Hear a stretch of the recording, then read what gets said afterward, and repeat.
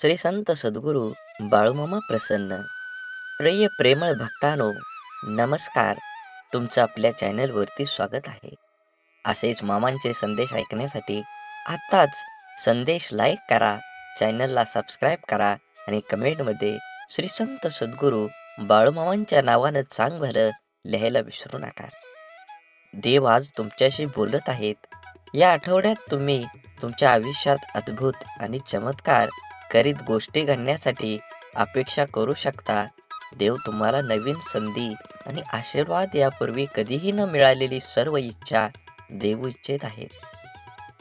जर तुमचा देवावर विश्वास असेल तर हा संदेश देवांना वेळ देऊन पूर्ण ऐका.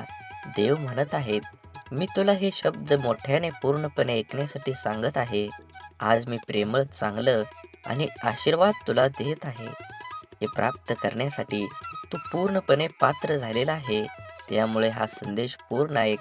तुझे संपूर्ण कुटुंब सुखी आणि आश्चर्यकारक हार्दिक चमत्कार अनुभवले आणि जेव्हा तुला त्याची आवश्यकता असेल तेव्हा तेथे असतील. देवावर विश्वास असेल तर आत्ताच कमेंटमध्ये टाईप करा, श्री संत सद्गुरू बाळूमामा. आज हा व्हिडिओ शेवटपर्यंत पाहिल्यास तुम्हाला देवाचा आशीर्वाद अनेक पटीने मिळून जाईल आणि देव पूर्णपणे तुमच्यावर या वर्षी वर्षाव करतील प्रेमाचा. या आठवड्यात तुम्हाला तुमच्या तब्येतीची सुधारणा दिसेल. नोकरी, व्यवसाय, नातेसंबंध आणि जीवन महोत्सव देव तुमच्या जीवन आश्चर्यकारक गोष्टी करतील. हा महिमा संपण्यापूर्वी तुम्हाला उत्सव साजरा करण्याचे काम असेल. आशीर्वाद तुमच्या मार्गावर येत आहे. तुमचे गतिमान सुधारेल, उपचार होईल आणि चमत्कार होतील. जेव्हा तुम्हाला त्याची गरज असेल तेव्हा हे सर्व काही घडेल. अगदी अशक्य वाटत असतानाही देव तुमच्यासाठी संधी निर्माण करतील आणि पूर्णपणे देव तुम्हाला आशीर्वाद देतील. आता तुम्ही हा व्हिडिओ पाहत असताना प्रेमळ तुमच्या नावानं कुटुंब समृद्ध होण्यासाठी आत्ताच कमेंट करा, देव माझा पाठी राखा. देव म्हणतात, मी पूर्णपणे तुझ्यावर माझा आशीर्वाद आहे. तुझ्यावर माझी कृपा आहे. भरपूर आनंद मिळेल आणि पैसा आणि आरोग्य तुझ्या कल्पनेतून तुझ्या बँक खात्यात येईल. तुझी सर्व बिलं भरली जातील. वेळेवर मोबदला मिळावा म्हणून प्रेमळ भक्त माझी पूजा करत आहे आणि माझी मार्गदर्शन आणि संरक्षण मागत आहे. तुझं पूर्ण जीवन मी सुधारणार आहे. त्याकरिता हा संदेश तुझ्या पुढे मी आलेलो आहे. तुला प्रत्येक हानीपासून हा संदेश त्याच्या पुढे वाचवण्यासाठी आज तुझ्या समोर आलो आहे. मी तुझ्या जीवनावर पूर्णपणे आनंदी आहे. मी तुला पूर्णपणे आता आनंद देणार आहे. अभावातून विपुलतेकडे तुला मी आता नेत आहे. चमत्कार, विजय आणि शांती भरलेल्या एक विस्तृत हंगामासाठी सज्ज राहा. माझ्याकडे हे तुझ्या जीवनासाठी एक विशेष योजना आहे. ती चांगली आहे, सुखदायक आणि परिपूर्ण. हे तुला भविष्यासाठी आशा देईल आणि ती तुला एक तारा देईल.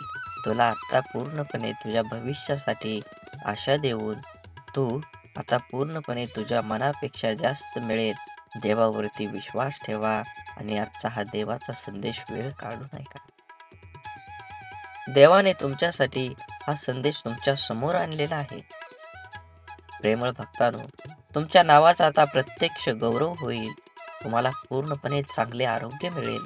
विश्वास ठेव आणि समजून घे की जेव्हा जेव्हा तुला अडचण येत असते तेव्हा मी तुझ्या सोबत असतो. आता चमत्कार आणि यश मिळवून देण्यासाठी मी तुझ्या सोबत आहे. हा संदेश तुम्ही जर उघडला असेल तर शेवटपर्यंत नक्की ऐका, जेणेकरून बाळूमामांची कृपा तुमच्यावर आणि तुमच्या कुटुंबावर अखंड राहील आणि तुमच्या जीवनात एक असं वळण येईल की तुम्ही तुमच्या जीवनाचं आपूट पूर्ण आयुष्य बदलून टाकताल. कारण चांगले विचार आणि चांगली संगत माणसाला नेहमीच यशाच्या शिखरावर नेऊन पोचवतं. असेच बाळूमामांचे संदेश आपल्यापर्यंत पोहोचण्यासाठी पहिल्यांदा व्हिडिओला लाईक करा. चॅनलवर नवीन असाल तर चॅनलला सबस्क्राईब करून शेजारील बेल आयकॉन नक्की प्रेस करा, जेणेकरून येणारे असेच बाळूमामांचे संदेश आपल्याला सगळ्या अगोदर भेटतील. आणि व्हिडिओ आवडला तर कमीत कमी आपल्या प्रियजनांना शेअर नक्की करा आणि कमेंटमध्ये बाळू मामा प्रसन्न लिहायला विसरू नका. श्रीकृष्णाला गीता कोणालाही सांगता आली असती, पण त्याने फक्त अर्जुनाला सांगितले. कारण जसा सांगणारा असावा लागतो तसा ऐकणाराही असावा लागतो. तेव्हाच ज्ञानाचा विकास होत असतो. पोटाची भूक आणि गरजा माणसाला दुनियादारीचे सर्व नियम स्वीकारायला भाग पाडतात. कर्तृत्व आणि जगणं असं असावं, आपल्या असण्याचा प्रभाव आणि नसण्याचा अभाव हा जाणवलाच पाहिजे. म्हणून आनंदाने जगायचा सोपा उपाय काय असेल? जी माणसं हक्काने आपल्याकडे येतात ती परत जाता कामा नये, आणि जी जातात ते आपल्या लक्षात पण येता कामा नये. अडथळे तर क्षणिक असतात, पण त्या क्षणात खचून न जाता धीराने त्यांना सामोरं जाणं हेच तर आयुष्य आहे. जीवनात जलद गतीने मिळणारं यश अहंकार निर्माण करतं, तर उशिरा मिळणारं यश आपलं व्यक्तिमत्व तयार करतं. हरवलेल्या वस्तूही सापडू शकतात, पण एकच गोष्ट अशी आहे की जी एकदा हातातून निसटली की कोणत्याही उपायानं पुन्हा मिळू शकत नाही, आणि ती असते आपलं आयुष्य. म्हणूनच मनसोक्त जगा, पण शेवटी लक्षात ठेवा, माणुसकी धर्म हा कधीही सोडू नका. काटा जरी काट्यासारखा वागला तरी फुलानं आपलं फुलणं सोडायचं नसतं. जीवनाचं रस्तं खडतर असलं तरी रस्ता बदलून का होईना, परंतु चालणं सोडायचं नसतं. एखाद्या अडचणीत माणूस कामाला आला नाही म्हणून एकदा जोडलेलं नातं लगेच तोडायचं नसतं. हीच खरी मैत्री आणि हीच खरी नाती. जोडलेलं जपायला जमलं आणि जगणं जमलं की आयुष्य एकदम सोपं होऊन जातं. परकेपणाच्या दुरावावर आपुलकीची फुंकर घातली ना की दुरावलेली नाती जवळ येण्यास वेळ लागत नाही. सोडून दिलेल्या भावना ह्या विरघळलेल्या चॉकलेट सारख्या असतात. फ्रीजमध्ये ठेवल्यानंतरही पुन्हा पहिल्यासारख्या आकार घेत नाही. म्हणून दुरावा कोणतंच नातं संपवत नाही आणि जवळीक कोणतीही नातं घट्ट करत नाही.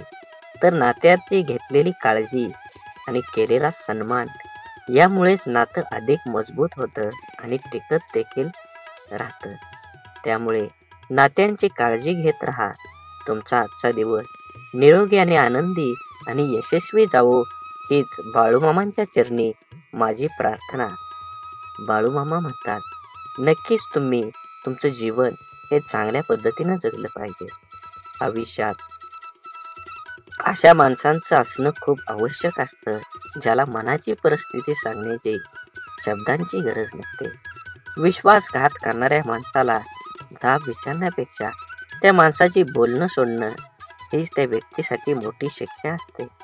माणसाला कधी कधी पाठीमागं लागलेली संकटेच पुढे जाण्याचा मार्ग मोकळे करतात.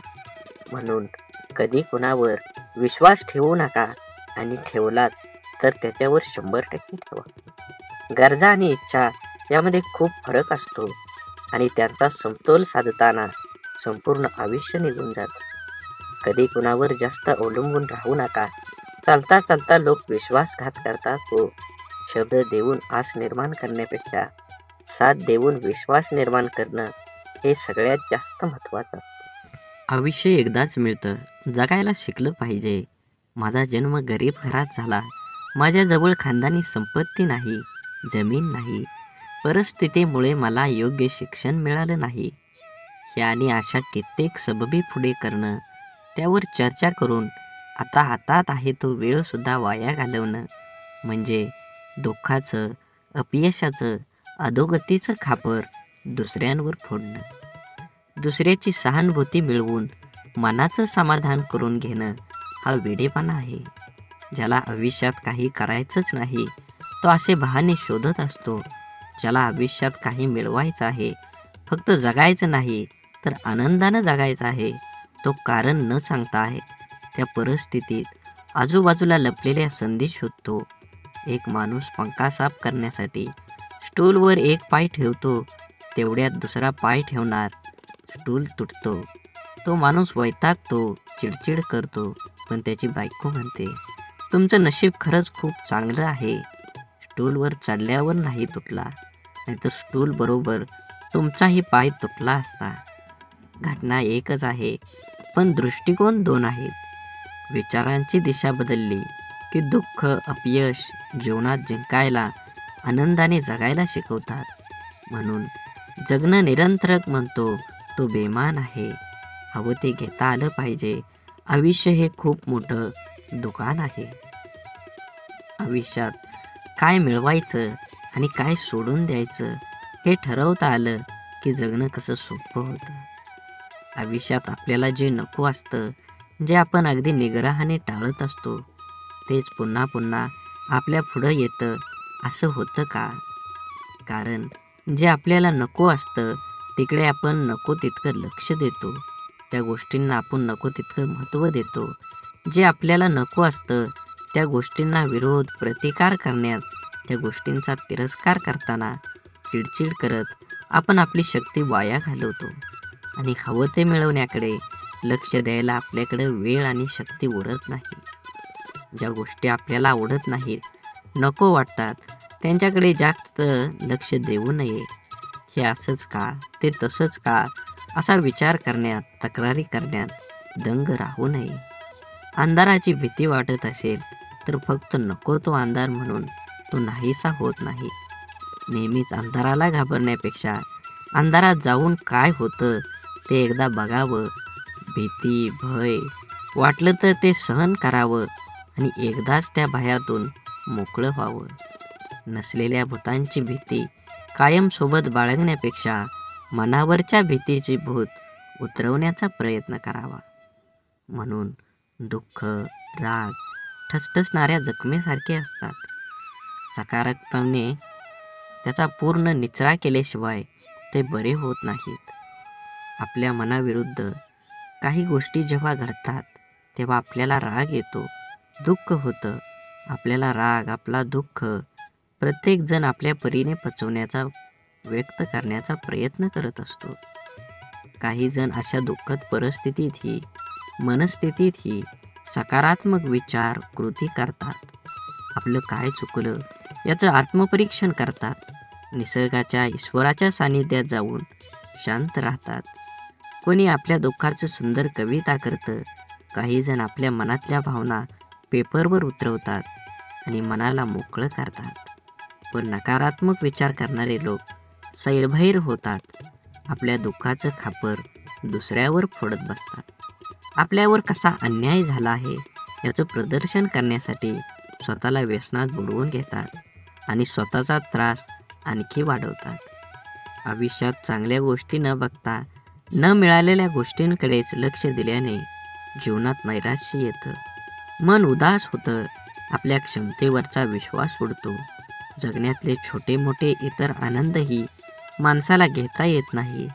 आयुष्यात आपल्याला हवं ते मिळण्याचे असंख्य अगणित मार्ग आणि पर्याय असतात. आयुष्यात काही मिळवायचं असेल, आनंदात जगायचं असेल तर आयुष्याचं मोल जाणून घ्यावं लागतं. स्वतःची किंमत ओळखता यावी लागते. स्वतःच्या क्षमतेवर, योग्यतेवर विश्वास असावा लागतो. जीवनात यश हवं असेल आणि आनंदी जीवन जगायचं असेल तर आपली मानसिकता ही सकारात्मक असायला हवी. जग जसं आहे तसे ते सर्वांना सारखंच आहे. आपल्यासाठी वेगळं व इतर लोकांसाठी वेगळं नाही. दुःख, अपयशी व्यक्ती या जगातच राहतात आणि सुखी, यशस्वी व्यक्ती ही या जगातच राहतात. मग हा जो बदल आहे तो फक्त आणि फक्त आपल्या मनोवृत्तीचा आहे. जीवनात घडणाऱ्या घटकांकडे, आपल्या समोर आलेल्या आव्हानांकडे बघण्याची आपली मानसिकता यावर सर्व काही अवलंबून असतं. आपलं मन हे सुपीक जमिनीसारखं असतं. त्यात जे पीक हवं आहे त्याचं बीज जर नाही पेरलं तर नको असलेलं गवत आपोआप न पेरता मोठ्या प्रमाणात उगवायला लागतं. म्हणून ज्या गोष्टी आपल्याला हव्या आहेत त्याचंच बीज आपल्याला पेरता यायला हवं. ज्या प्रकारची माहिती आपण वाचतो, ऐकतो, बघतो त्याचप्रमाणे आपली मानसिकता तयार होत असते. म्हणून जीवनात चांगली माहिती वाचण्याची सवय मनाला लावणं हे खूप आवश्यक आहे. हे असं असावं, ते तसं पाहिजे अशा उणिवा काढून कुरकुर करत असण्यापेक्षा आपली मानसिकता सकारात्मक करून जीवनाचा पूर्णपणे आनंद घ्यायला हवा. जीवन हे क्षणभंगूर आहे. जीवन एकदाच मिळणार आहे. म्हणून जीवनाचा परिपूर्ण आनंद घ्या. परिस्थिती हाताळण्याचं कौशल्य असले की माणूस जीवनात हार मानत नाही. आपण ज्या परिस्थितीत आहोत, या परिस्थितीत का आहोत याची अनेक कारणे आपण देऊ शकतो. कारण देणं सोपं असतं, कठीण असतं ते कुठलंही कारण न सांगता लढणं. कसं जगायचं याचं 2 मार्ग असतात. पहिला मार्ग म्हणजे परिस्थितीसमोर हार मानून सोडून देणं. दुसरा मार्ग म्हणजे काहीही कारण न सांगता लढत राहणं. एकदा 2 बेडूक रस्त्यानं उडत चालत होते. एकदम चक्रीवादळ आलं आणि त्या बेडकांना उचलून एका पातेल्यात टाकलं. त्या पातेल्यात दूध होतं आणि ते पातेलं होतं चुलीवर. दूध गरम असल्या कारणाने पहिला बेडूक म्हणतो, आता आपण बाहेर जाणं शक्य नाही, आता आपण मरलो. म्हणून त्यानं उड्या मारणं सोडून दिलं. पण दुसरा बेडूक अतिशय आशावादी होता. त्यानं त्या दुधामध्ये त्या भांड्यात उड्या मारायला लागला. भरपूर वेळा उड्या मारल्या तरीही तो आशावादी असल्यामुळं बराच वेळ उड्या मारत राहिला. गुदमरून मारण्यापेक्षा स्वतःला सिद्ध करायला तो उड्याच मारत राहिला. त्या उड्या मारण्यानं एका माणसाचं त्या बगुल्याकडे लक्ष गेलं आणि त्या बेडकाला काढून त्यानं बाजूला केलं. या गोष्टीवरून अनेकदा आपल्या नियती अशाच परिस्थितीमध्ये आणून सोडून देते. त्या परिस्थितीत आपण रडत बसून जगायचं की प्रयत्न करून लढत परिस्थितीवर मात करून जिंकायचं? आनंदी जीवन, यशस्वी जीवन जगायचं हे आपलं आपणच ठरवायचं असतं. आपला सर्वात मोठा शत्रू म्हणजे भीती, भय. आपण जर इथलं राहिलो तर वाटेल तो आपल्याला दडपण्याचा प्रयत्न करेल. म्हणून माणसाने नेहमी निर्भय राहण्याचा प्रयत्न करावा. ज्या गोष्टीबद्दल आपल्याला मनात भीती निर्माण होते ती गोष्ट करण्यास आपलं हातपाय हिम्मत करत नाही. जी गोष्ट आपण सहज करू शकतो ती सुद्धा आपण संशय भीतीपोटी गमावून बसतो. रिकाम्या भीतीमुळे आपली शारीरिक व मानसिक दोन्ही क्षमता कमी होते. त्यामुळे आपण स्वतःवर दुःखी, कर्तव्यशून्य होतोच, पण त्याचबरोबर आपल्या सहवासातील व्यक्तींनाही नाउमेद करतो. जेव्हा आपण एखादी गोष्ट करण्याबाबत निश्चय दृढ करतो आणि त्यावेळेस आपलं सहकारी बोलतात की मला नाही वाटत तू हे करू शकतो, मोठ्या मोठ्यांना जमलं नाही ते आपल्या सामान्यांना काय जमणार, तेव्हा यांना नाउमेद करणाऱ्या विचारांचा परिणाम आपल्या मनावर होऊ दिला नाही तर यश हे आपलंच असतं. निश्चयाची, निर्भयतेची, आपण करू शकतो या भावनेची शक्ती अफाट असतं. एकदा का मन निर्भय झालं की दुबळे अशक्त शरीरही अफाट कार्य करू शकतं. जिवंत असून पुतळ्याप्रमाणे जगण्यापेक्षा मेल्यानंतरही जिवंत राहिलो पाहिजे असे कर्तृत्व निर्माण करता आलं पाहिजे. जबाबदारी दैनंदिन जीवनातला खूप महत्त्वाचा शब्द. अगदी बालपणापासून जे जीवनाच्या शेवटपर्यंत सोबत असतो ती जबाबदारीच आपल्याला आयुष्यात जगायला शिकवते. जबाबदारीचं ओझं अंगावर पडलं की आपण हळूहळू मोठं व्हायला लागतो. सगळ्या गोष्टींची किंमत आपल्याला समजायला लागते. जेव्हा नकळत अचानक एखादी जबाबदारी आपल्यावर येते तेव्हा तिला सामोरं जाण्याचं सामर्थ्य आपल्यात कुठून येतं हे स्वतःला ही कधी कधी कळत नाही. कौटुंबिक, सामाजिक, भौतिक आणि वैयक्तिक अशा सगळ्या जबाबदाऱ्या आपण कळत नकळत पार पाडत असतो. काही जबाबदाऱ्या आपल्याला माहीत असतात त्यामुळे आपण त्याबद्दल विचार करून ठेवलेला असतो. परंतु जीवनात कधी कधी अचानक अनपेक्षित काही जबाबदाऱ्या आपल्या खांद्यावर येऊन पडतात. तेव्हा खरी आपली परीक्षा असते की त्या जबाबदाऱ्या आपण कशा पार पाडतो. तेव्हा आपलं मन, बुद्धीची शक्ती, विचार करण्याची पद्धत समजते. काळजी घेऊन, मन लावून, विश्वासाने एखादं काम पूर्ण म्हणजे आपली जबाबदारी स्वीकारणारे माणसं जीवनात कधीच हार मानत नाही. एकतर ते जिंकतात किंवा शिकतात. जबाबदारी स्वीकारली पाहिजे. ज्या दिवशी आपल्यावर असणारी जबाबदारी ही ओझं वाटायला लागते, तेव्हा ती पूर्ण करताना आनंद उत्साह निघून जातो आणि आपण ती व्यवस्थित पार पाडू शकत नाही. जबाबदारीची जाणीव ही ठेवायची आणि जगायचं स्वतःसाठी, स्वतःच्या मनासाठी आणि स्वतःच्या माणसासाठी. म्हणून जीवन हे खूप सुंदर आहे, त्याचा आनंद घेतला पाहिजे. आपली कठीण परिस्थिती, आपल्यावर आलेली खराब वेळ आपल्या आयुष्यामध्ये खूप मोठं यश मिळवून देऊ शकतं. फक्त त्या परिस्थितीत स्वतःला कमजोर होऊ न देता सकारात्मक दृष्टिकोनानं सामोरं जाणं अत्यंत महत्त्वाचं आहे. बोला बोला बाळूमामांच्या नावानं सांग भलं. झाडे लावा, झाडे जगवा, माती वाचवा, पाणी वाचवा.